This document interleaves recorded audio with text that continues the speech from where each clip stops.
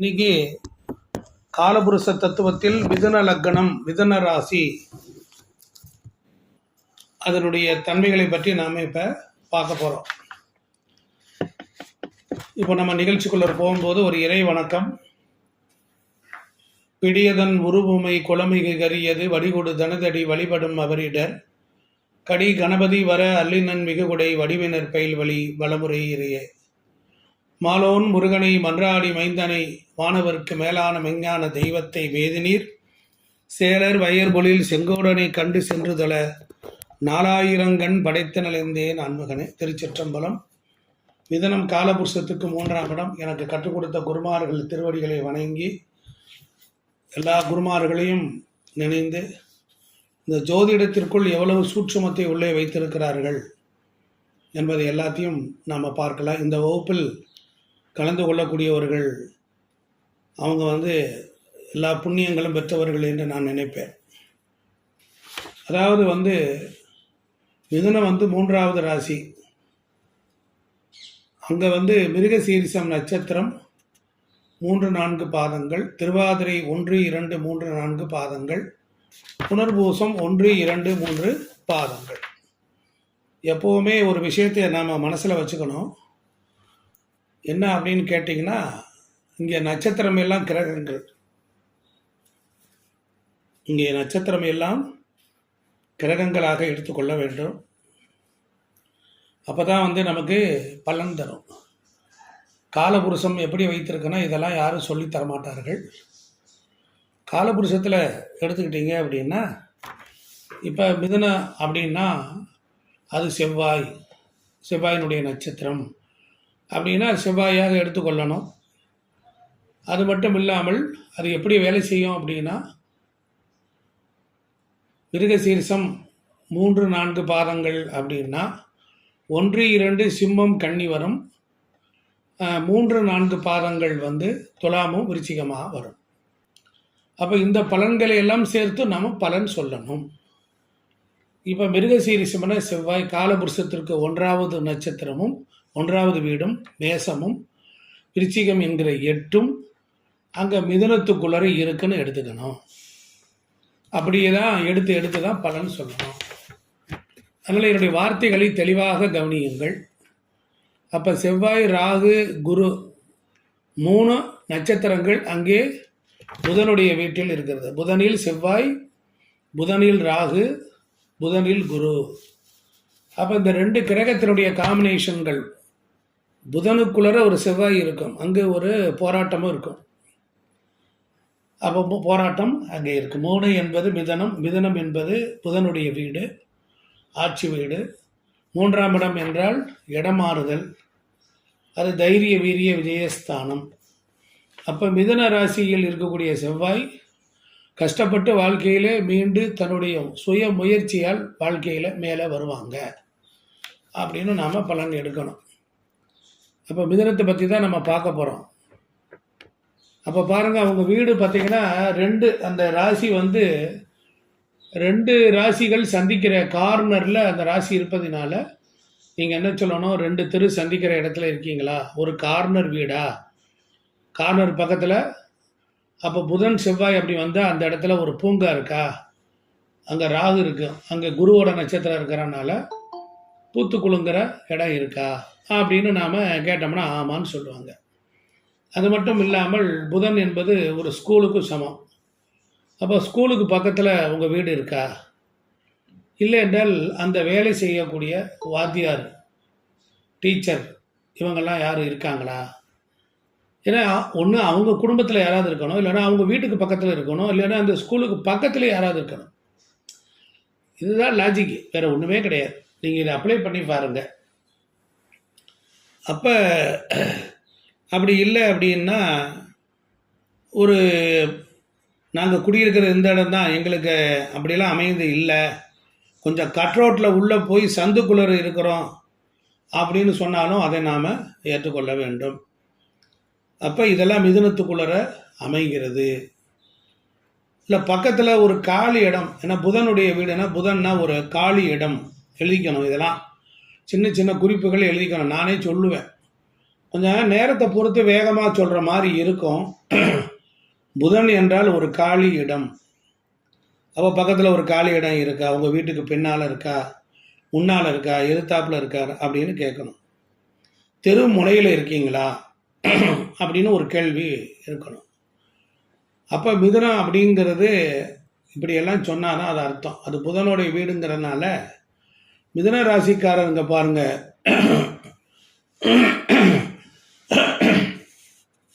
6 வயசுலேருந்து 100 வயசு வரைக்கும் உள்ளவங்களுக்கு இந்த பலனை சொன்னீங்கன்னா கரெக்டாக இருக்கும். அப்புறம் புதனோட வீடு அப்படின்னா ஏன் இந்த பிறவியில் நாம் வந்து மிதுன லக்னத்தில் மிதுன ராசியில் பிறந்தோம் அப்படின்னு நிறைய பேர் கேட்டாங்கன்னா, போன பிறவியில் அவங்க சொத்துக்களை ஏமாற்றியது. ஏன்னா 4க்கு 12, 12 என்பது 4ஆம் இடம் என்பது சொத்து. இந்த பிறவியில் 3 என்பது மிதுன லக்னம், மிதுன ராசி. இப்போ போன பிறவியில் சொத்துக்களை ஏமாற்றியது. அங்கே செவ்வாய் 11க்கும் 8க்கும் உடையவன், அங்கே 3ல் உட்கார்ந்து இருக்கிறனால 3 என்ற செவ்வாய் அங்கு நட்சத்திரம் இருப்பதினால் 3 என்பது சகோதரர், 8 என்பது ஏமாறுதல், ஏமாற்றப்படுதல். அப்போ 11ஆம் இடம், அப்போ உபய லக்னத்திற்கு 7ஆம் இடமும் 11ஆம் இடமும் அவங்களுக்கு பாதகம். அப்போ பாதகத்தை எப்படி செஞ்சுருப்பாங்க அப்படிங்கிறதெல்லாம் இப்படித்தான் நீங்கள் ஒரு கணக்கில் எடுத்துக்கொள்ளணும். அப்போ மிதுனத்தில் பிறக்கிறதுக்கு காரணமே போன பிறவியில் சொத்துக்களை ஏமாற்றியது, உடன் பிறப்புகளான இளைய சகோதரனையும் சகோதரியையும் ஏமாற்றியது. இதெல்லாம் போன ஜென்ம பிறவியில் இதெல்லாம் நடந்திருந்தால் இந்த பிறவியில் உங்களுக்கு மிதுனம் ராசியில் தான் நீங்கள் பிறப்பீர்கள் என்பது ஒரு அற்புதமான கான்செப்ட். இந்த கர்மாவை தான் நீங்கள் எடுத்துக்கிட்டு இங்கே வந்திருக்கீங்க. அப்போ இந்த கர்மாவை எடுத்துக்கிட்டு நீங்கள் வந்திருக்கீங்க அப்படிங்கும் பொழுது காலச்சக்கரத்திற்கு 3ஆம் இடத்துல இவங்கள்லாம் இருக்கிறனால அது பற்றி பாருங்கள். இன்னொரு கனெக்ஷன், குரு ராகு காம்பினேஷன். அப்போ குழந்தைகள் விஷயத்தில் கூட ஒரு கசப்பு, குழந்தைகள் விஷயத்தில் ஒரு கசப்பான சம்பவம் நடக்கலாம். நல்ல அறிவாளிகளாக தான் இருப்பாங்க, இன்டெலிஜெண்ட்டாக இருப்பாங்க. ஏன்னா புதனோட வீடு இல்லையா, குருவோட நட்சத்திரம். குரு புனர்பூசம்னாலே குரு நட்சத்திரம். குருனா தன புத்திரக்காரகன் அப்படின்னு எடுத்துக்கணும். அப்போ ராகு, குரு ராகு இருக்குது, ராகு குரு, அப்புறம் ஒரு காம்பினேஷன். அப்போ புதனுடைய வீடுங்கும் போது படிப்பு, அறிவு, ஒரு விஷயத்தை இவங்க ஹேண்டில் பண்ணுற மெத்தேடு எல்லாம் ரொம்ப சிறப்பாக இருக்கும். மற்றவர்களை விட இவர்கள் சிறப்பான முறையில் செயல்படுவாங்க அப்படின்னு நாம் எடுத்துக்கணும். அப்போ நம்ம இன்றைக்கி மிதுன லக்னம், மிதுன ராசியை பற்றி தான் பார்த்துக்கிட்டு இருக்கோம். அப்படி இருக்க போகும்போது இந்த மிதுன லக்னத்துக்கு பாருங்கள், இவங்களுக்கு எது பிரயோஜனமே இல்லைன்னா இவங்களுக்கு எந்த பிரயோஜனம் இருக்காது. இவங்கனால மற்றவங்களுக்கு தான் பிரயோஜனம் இருக்கும். ஏன்னா இவங்க நல்ல இன்டெலிஜென்ட், யாருக்காவது வழிகாட்டுவாங்க, அது அவங்களுக்கு வழிகாட்டுறவங்களுக்கு நல்லது நடக்கும். இப்போ இவங்ககிட்ட யாராவது உட்காந்து பேசணும்னா ஒரு 10 நிமிஷம் பேசுகிறோம்னு வச்சுக்கோங்க, 9 நிமிஷம் பாருங்கள் அட்வைஸ் தான் பண்ணுவாங்க, அட்வைஸ் தான் பண்ணுவாங்க. இப்படி வாழணும், அப்படி வாழணும், அப்படி இருக்கணும், இப்படி இருக்கணும் அப்படின்னு யாருக்காவது ஆலோசனை சொல்லிக்கொண்டே இருப்பாங்க. ஆனால் மிதுன லக்னம், மிதுன ராசி யாருடைய அறிவுரையும் இவங்களால ஏற்றுக்க முடியாது. நீங்கள் ஏதாவது அறிவுரை சொல்கிறீங்க அப்படின்னா கல் மாதிரி போடா, நீ எல்லாம் எனக்கு ஒரு ஆளாடா, அவங்கவுங்க அவங்க வேலையை பார்த்துட்டு போங்கடா செஞ்சுட்டு இருப்பாங்க, எனக்கு என்ன புத்திசாலித்தனம் இல்லையா, எனக்கு எல்லாம் தெரியும் அப்படின்னு நினைக்கிறது தான் மிதுனம். ஏன்னா புதன் அப்படின்னாலே ஜெமினின்னு ஒரு வார்த்தை உண்டு, இரட்டைப்படைத்தன்மை. அப்போ இவங்க குழந்தைகள், ஜெமினினா இரட்டை குழந்தைகள். அப்போ இவங்க குழந்தைங்க மேலே ரொம்ப பாசமாக இருப்பாங்க. நண்பர்களோட உறவுகளில், சொந்தக்காரங்கள்கிட்ட, தெரிஞ்சவங்கக்கிட்ட, வீட்டில் பக்கத்து வீட்டில் கூட பாருங்கள் ரெட்டை குழந்தைகள் இருக்கிறதுக்கு வாய்ப்பு உண்டு. ஜெமினினா ரெட்டை. அப்போ அது குழந்தைகள் கூட நீங்கள் ஜெமினி ஸ்டுடியோவில் 2 குழந்தைகளை காட்டுவாங்க. அப்போ இவங்க மேலே, குழந்தைகள் மேலே பாசம் அதிகமாக இருக்கும். நண்பர்களோடையோ இல்லை உறவுகள்லையோ சொந்தக்காரங்கள்கிட்டையோ இல்லை பக்கத்தில் தெரிஞ்சவங்க வீட்டில் கூட ரெட்டை குழந்தைகள் இவங்களோட அந்த மாதிரி இருப்பதற்கு வாய்ப்புகள் உண்டு. இல்லைன்னா அவங்களுக்கே கூட இருக்கலாம். இல்லை அவங்க வம்சாவளியில் கூட பங்காளி வர்க்கங்களில் கூட ரொம்ப தெரிஞ்ச நெருங்கிய இடத்துல கூட இந்த இரட்டையர்கள் வருவாங்க. அது மட்டும் இல்லை, மிதுனம் அப்படின்னாலே இரட்டை முகம் கொண்டவர்கள், இரட்டை குணம் இருக்கும் அப்படின்னு கூட எடுத்துக்கலாம். ஒரு நல்ல விதிகளாகவும் நாம் எடுத்துக்கொள்ளலாம். ஜெமினி தான் இரட்டை அப்படின்னா, இப்போ இதே யாருக்காவது மிதுன லக்கணம் ஒரு 10ஆம் இடமாக வருது, 6ஆம் இடமாக வருது அப்படின்னா அவங்க 2 தொழில் பார்ப்பாங்க, 2 விதமாக சம்பாதிப்பாங்க அப்படின்னு சொல்லலாம். அந்த 2 குணம்னு என்னன்னா, சோகத்தை அவங்க வெளிக்காட்ட மாட்டாங்க, எப்போவுமே கெத்தாகவே இருக்கணும்னு நினைப்பாங்க. அதுதான் மிதுனத்தினுடைய ஹைலைட்டு.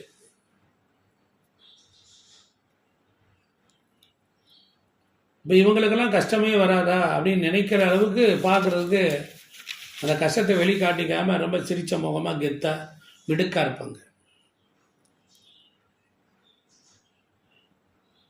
ஆனால் இவங்களுக்கு வரக்கூடிய கஷ்டங்கள் நஷ்டங்கள் எல்லாம் பார்த்தா நம்மளால் தாங்கவே முடியாது.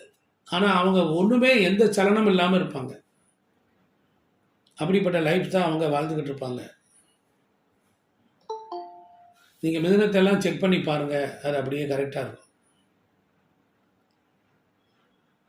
மிதுனம் தசாவதாரத்தில் ராமபிரானுடைய புனர்பூச நட்சத்திரம் அங்கே இருக்கு.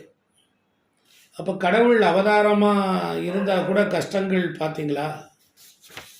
ராமர் கூட வனவாசம் 14 வருஷம் எப்படி சிரமப்பட்டு வாழ்க்கையை ஓட்டியிருப்பார்.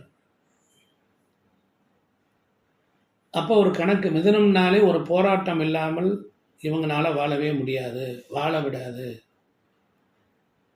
ஏன்னா ராசி அதிபதியே 4 குடையவரான புதனாக வர்றார். மிதுனத்துக்கு 4 குடையவன் அவனே புதன். காலபுருஷத்தில் எடுத்துக்கிட்டிங்கன்னா அது 6ஆம் இடம்.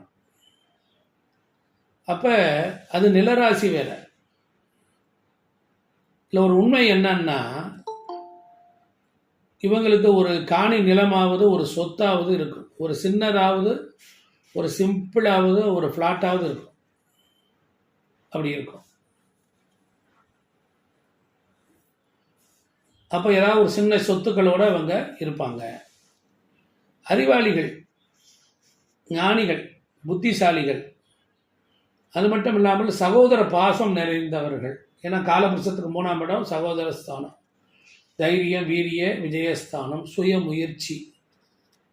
ஆமாம். இப்போ இவங்க ஒரு 15 வருஷத்துக்கு முன்னாடி சின்னதாக ஒரு இடம் வாங்கி வச்சுருக்காங்கன்னு வச்சுக்கோங்க. 15 வருஷத்துக்கு முன்னால் சின்னதாக ஒரு இடம் வாங்கி வச்சுருக்கார். அப்போ படிச்சுக்கிட்டே இருக்கணும்னு ஆசைப்படுவாங்க, படிச்சுக்கிட்டே இருக்கணும்னு ஆசைப்படுவாங்க. ஒரு 2 டிகிரி 3 டிகிரி பெரும்பாலும் இருக்கும். படிப்பின் மேலே ஆர்வம், புத்தகம் படிக்கிறது அதில் ஆர்வம், டைரி எழுதுறதுல ஒரு ஆர்வம், கணக்கு வழக்கெல்லாம் பார்க்கறது, இதெல்லாம் மிதுனம். அவரும் டெக்னிக்கலாக இருப்பாங்க. மிதுனம்னாலே ஒரு டெக்னிக்கல் இருக்கும். இப்போ அந்த ராசி அதிபதி நீச்சமாகிற இடம் பார்த்தீங்கன்னா 10ஆம் இடம் தொழில். அப்போ நிறைய போராட வைப்பாங்க. ராசியாதிபதி உச்சமாகிற இடம் 4ஆம் இடம். அப்போ தாய்வழி சொந்தங்கள் இவங்களுக்கு எப்போவுமே யாராவது சித்தப்பா, பெரியம்மா, இது மாதிரி எல்லாம் தாய் மாமன் கூட கும்பலாக உட்காந்துட்டு தான் பேசுவாங்க, சாப்பிடுவாங்க. இந்த மிதுன லக்ன மிதுன ராசிக்காரங்களுக்கு 4ஆம் இடமே காலபுருஷத்துக்கு 6ஆம் இடமாக வரனால வாடகை வருமானத்து இவங்களுக்கு உதவி செய்யும். ஒரு வாடகைக்கு வீடு கட்டி விடுறதுல அந்த வாடகை மூலியம் வச்சு நான் வாழ்கிறேங்கிறது, இல்லைன்னா வாடகைக்கு வண்டி ஓட்டிக்கிட்டு இருக்கிறேன், வாடகை வீட்டில் இருக்கிறேன், இல்லை எங்கள் மண்டபத்தை வாடகைக்கு விட்டுருக்கிறேன், வீடை வாடகைக்கு விட்டுருக்கேன், இப்படின்னு வாடகை வருமானம் இவங்களுக்கு ஒரு உதவியை செய்யும். இவங்க அம்மாவுக்கு பார்த்தீங்கன்னா சதா காலமும் ஒரு ஹெல்த் இஷ்யூஸ் இருக்கும். ஏன்னா காலபுருஷத்துக்கு 6ஆம் இடம் ருணரோக சத்துருஸ்தானம். அது இவங்களுக்கு 4ஆம் இடமாக வந்தால் மூல பிரபஞ்சம் காலபுருஷம் என்ன வச்சிருக்கோ அந்த தன்மையை ஒவ்வொரு லக்னத்திற்கும் அது எந்த வீடாக வருதோ அதில் திணிக்காமல் இருக்காது அப்படின்னு நீங்கள் எழுதிக்கணும். 6 என்பது பொதுசு, மிதனத்துக்கு 4ஆம் இடம் தாய் வீடு. அப்போ 6னா நோய். 6க்குரிய நோய்க்குரியவன் போய் எங்கே நீச்சமாகறான்? 12ல் நீச்சமாகறான். 4ஆம் இடம் உயிர்காரகத்துவம் தாய். அப்போ பாருங்கள், இவங்க அம்மாவுக்கு சதா காலமும் ஒரு ஹெல்த்து ப்ராப்ளம் இருக்கும் மிதனத்தில் பிறந்தவங்களுக்கு. அடுத்து 2ஆம் அதிபதி பாருங்கள் சந்திரனுடைய வீடு. அங்கே அது பாருங்கள் பாரகாதிபதி போய் இவங்களுக்கு 2ஆம் இடம் சந்திரன். அப்போ பாரகாதிபதி போய் எங்கே உச்சமாகிறாரு? 2ஆம் இடத்துக்கு அதிபதி எங்கே உச்சமாகிறாரு? அப்போ இவங்களுக்கு மிதன லக்னத்திற்கு பாரகாதிபதி யார்? 7க்குரிய குரு பகவான். அவருடைய நட்சத்திரம் புனர்பூசம் அங்கே இருக்கு. அதனால புனர்பூசம் 3 வரைக்கும் இருக்கு, 4வது பாதம் அங்கே வந்துருக்கு. அப்போ நவாம்சத்திலையும் புனர்பூசம் 4ஆம் பாதத்தில் கடகத்தில் போய் பாரகாதிபதி உச்சமாகிறார். அப்போ இவங்களுக்கு என்ன ஆகும்? மிதுனத்துக்கு கெட்ட பழக்கம் வரலாமல் பார்த்துக்கணும். தேவையில்லாத போதை வஸ்துக்கள், புகைப்பிடிப்பது, புகையிலை இது பண்ணுது. அப்போ அந்த புகையிலெல்லாம் இந்த பான் பிராக் இந்த மாதிரி இதெல்லாம் ஒரு சில விஷயங்கள்லாம் உருட்டி வாயில் வச்சுக்கிறது, இதெல்லாம் வச்சுக்குவாங்க. அதெல்லாம் 2ஆம் இடத்தில் பாரகாதிபதி இருந்தால், 2 என்பது கடகம், பாரகாதிபதி என்பது குரு, அது அங்கே உச்சமடைவதனால் அப்போ மிதுன லக்கணக்காரங்களுக்கு இந்த மாதிரி எல்லாம் கெட்ட பழக்கங்கள்லாம் வருவதற்கு வாய்ப்பு உண்டு. அவங்க ரொம்ப பத்திரமா இருக்கும், இல்லைன்னா வியாதி தான் கொடுக்கும். தேவையில்லாத வேலைகள் எல்லாம் பண்ணக்கூடாது. சின்ன குழந்தைகளாக இருந்தாலும் மிதுனத்தில் யாராவது பிறந்தால் அவங்க பார்த்தீங்கன்னா இந்த பென்சில் சாப்பிடுவாங்க. வாத்தியார் பென்சில் சாப்பிட்றது, மண்ணை திங்கிறது, ஸ்லைட்டு பென்சிலை கடிச்சு திங்கிறது, இல்லை உடஞ்சி சாக் பீஸை சாப்பிட்றது, விபூதியை வாயில் போட்டுக்கிறது, இதெல்லாம் பிடிக்கும். மண்ணை திங்கிறது, மண் வாசம், ஏன் அப்படின்னா இதெல்லாம் இருக்கும். மிதுன லக்னத்துக்கு இதெல்லாம் பிடிக்கும். இந்த மண் வாசத்தை கண்டாலே சாப்பிடணும் போல இருக்குது அப்படிம்பாங்க. அப்போ மிதுனத்துக்கு மண் வாசத்தை கண்டாலே சாப்பிடும் போல இருக்குன்னு சொல்லிட்டோம்ல. 2ஆம் வீடு சந்திரனோட வீடு. அப்புறம் அந்த 2ஆம் இடம்னா வருமானம், ஏன்னா பணபரஸ்தானத்தில் ஒரு வீடு. அப்போ சந்திரன் வளர்வதும் தேய்வதும் போல் இருப்பதனால நிலையான வருமானம் இருக்கு. அப்போ சந்திரன் 6ஆம் இடத்துல போய் நீச்சமாகிறார். அப்போ 6ஆம் இடம் என்பது ஒழுக்கமாக ஒரு வேலையில் போய் உட்கார விடாது. நீங்கள் எப்படியெல்லாம் பாருங்கள், பலன் எடுத்துக்கணும். 6ஆம் இடம் அப்போ பாருங்கள், வேலையிலே ஒரு பிரச்சனை ஆகிடும். பேசுவதனால ஒரு பிரச்சனை வந்துடும். பேசுவதனால ஒரு வார்த்தையை விடுதல். 2ஆம் இடத்துல பாரகாதிபதி இருக்கிறனால கவனிங்க எல்லாரும். 2ஆம் இடத்தில் 2ஆம் இடம் பேச்சு. பாரகாதிபதி என்ன செய்வார்? வார்த்தையை விட்டுருவார். அப்போ நான் கெட்ட பெயர் வாங்கிடுவார், கெட்ட குணம் வரும், நடத்தை சரியில்லாமல் போகும், வயிறு சம்மந்தப்பட்ட உபத்திரங்கள் வந்துடும். குருனா வயிறு. அப்போ என்ன ஆகும்? அடி வயிறில் ப்ராப்ளம் வரும். வாயில் போகிற உணவு நோயாக மாறும். ஏன்னா 4ஆம் இடம் சுகஸ்தானம், ஆனால் காலபுருஷத்துக்கு அது 6ஆம் இடம். அப்போ இதை எப்படி கணக்கில் எடுத்துக்கணும்னு பாருங்கள். அந்த 2ஆம் இடத்துல பூச நட்சத்திரம் சனி இருக்குது. அது மிதுனத்திற்கு 8ஆம் இடம். மிதுனத்துக்கு 8ஆம் இடம். பேசி அவமானப்படுறது, பேசி கெடுத்து கொள்ளுதல். ஆமாம். அப்போ பக்கத்தில் பார்த்தீங்கன்னா யாராவது ஒருத்தவங்களுக்கு நோய்வாய்ப்பட்டவங்க இருப்பாங்க, ஹெல்த் இஷ்யூஸ்னு பாதிக்கப்பட்டவங்கெல்லாம் இவங்க வீட்டுக்கு பக்கத்துலேயே இருப்பாங்க. ஒரு வியாதிக்காக மருந்து எடுத்துக்கிட்டே இருக்கிறவங்க பக்கத்து வீட்டிலே இருந்துக்கிட்டு இருப்பாங்க. இதெல்லாம் சாபக்கேடு. மிதுனக்காரங்களுக்கு பக்கத்து வீட்டு பிரச்சனை சண்டை வராமல் வாழவே முடியாது. ஏதோ ஒரு பிரச்சனை, எல்லா பிரச்சனையும் வந்து சேர்ந்துடும். எல்லா பிரச்சனையும் வந்து சேரும். மிதுனத்தில் இருந்தாங்கன்னா ட்ராவல் பண்ணுறது அவங்களுக்கு ரொம்ப பிடிக்கும். மிதுனத்தில் இருக்கிறவங்களுக்கு ஏன்னா காலபுருஷத்துக்கு 3ஆம் இடம் பயணத்தை குறிக்கும். சின்ன பயணம் பண்ணுறோம். ஆனால் அது காற்று ராசி வேறு, ஓடிக்கிட்டே இருக்கும். அப்போ பயணம் பண்ணுறது, ஊர் சுற்றுறது, இதெல்லாம் அவங்களுக்கு ரொம்ப பிடிச்சிக்கும். இவங்ககிட்ட எந்த ரகசியம் சொல்லக்கூடாது, தங்காது. ஊதி விட்டு போயிடுவாங்க. ஊதுதல்னா காற்றுல ஊதுதல்னு அர்த்தம். இப்போ காற்று ராசி 3ஆம் இடம் காதை குறிக்கும். இவங்ககிட்ட எதையாவது போய் சொன்னீங்கன்னா அடுத்தவங்க அதில் ஊதி விட்டு போயிடுவாங்க. அப்புறம் உனக்கு ஒரு விஷயம் தெரியுமா அப்படின்னு ஆரம்பித்தாங்கன்னா எல்லாத்தையும் சொல்லி முடிச்சுட்டு தான் உட்காருவாங்க. இதெல்லாம் இவங்ககிட்ட வந்து ரகசியத்தை காப்பாற்றணும். அதனால் எதுனாலே உங்களுக்கு நிறைய பிரச்சனைகள் வந்துடும். எதை சொல்லக்கூடாது அப்படின்னா போதும், அதை பற்றி விமர்சனம் பண்ணுறதுக்கு இது பண்ணுவாங்க.